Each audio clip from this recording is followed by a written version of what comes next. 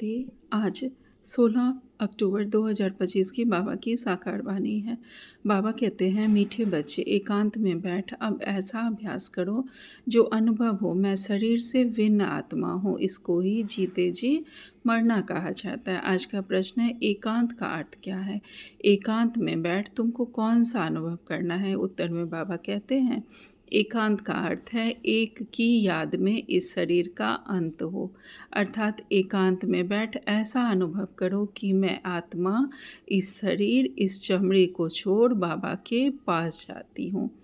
इस चमड़े के शरीर को छोड़कर मैं बाबा के पास जाती हूँ। कोई भी याद न रहे, बाबा के अलावे कोई भी याद न रहे। बैठे बैठे अशरीरी हो जाओ, जैसे कि हम इस शरीर से मर गए, बस हम आत्मा हैं, शिव बाबा के बच्चे हैं। इस प्रैक्टिस से देहभान टूटता है। तो बाबा कहते हैं, एकांत का अर्थ है एक की याद में बैठना, एकांत। और एकांत में बैठकर हमें अनुभव करना है कि मैं सिर्फ आत्मा हूँ, यह शरीर नहीं हूँ। मैं आत्मा रथी इस शरीर को चलाने वाली हूँ और इस शरीर को छोड़ मैं बाबा के पास जाती हूँ। उस समय और कोई याद ना रहे, बैठे बैठे जैसे परम धाम का अनुभव हो और शरीरी हो जाओ। तो बाबा कहते हैं कि एकांत का अर्थ है कि एक की याद, बाबा की याद रहे। इसी प्रैक्टिस से हमारा देहभान टूटेगा और हम देही अभिमानी बनेंगे। ओम शांति।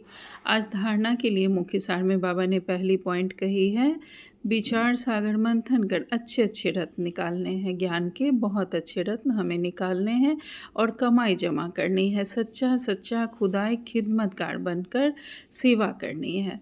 पढ़ाई का अब हमें बहुत शौक़ रखना है। दूसरी पॉइंट में बाबा कहते हैं, हमें पढ़ने का, ज्ञान का बहुत शौक़ रखना है। जब भी समय मिले एकांत में चले जाना है। ऐसा अभ्यास हो जो जीते जी इस शरीर से हम मरे हुए हैं, इस स्टेज का अनुभव होता रहे, देह का भान भी भूल जाए। आज बाबा ने हमें वरदान दिया है, उदाहरण स्वरूप भव। बाबा कहते हैं, अपने मूल संस्कारों के परिवर्तन द्वारा विश्व परिवर्तन करने वाले उदाहरण स्वरूप भव। विस्तार में बाबा कहते हैं, हर एक में जो अपना मूल संस्कार है उसको नेचर कहते हो।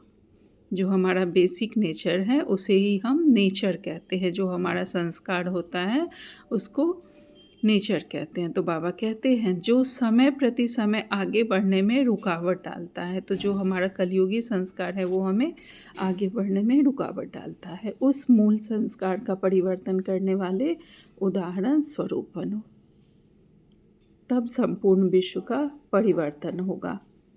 अब ऐसा परिवर्तन करो जो कोई यह वर्णन न करे कि इनका यह संस्कार तो शुरू से ही है।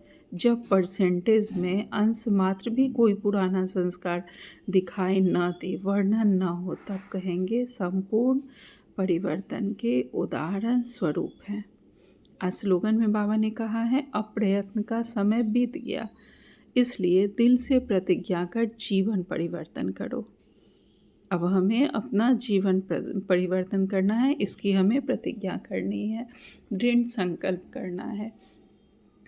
आज का अभिव्यक्ति सारे हैं, जैसे साइंस प्रयोग में आती है तो समझते हैं कि साइंस अच्छा काम करती है, ऐसे साइलेंस की शक्ति का प्रयोग करो।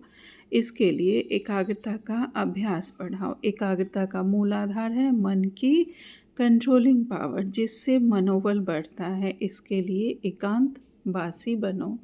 अच्छा, ओम शांति। शुक्रिया बाबा।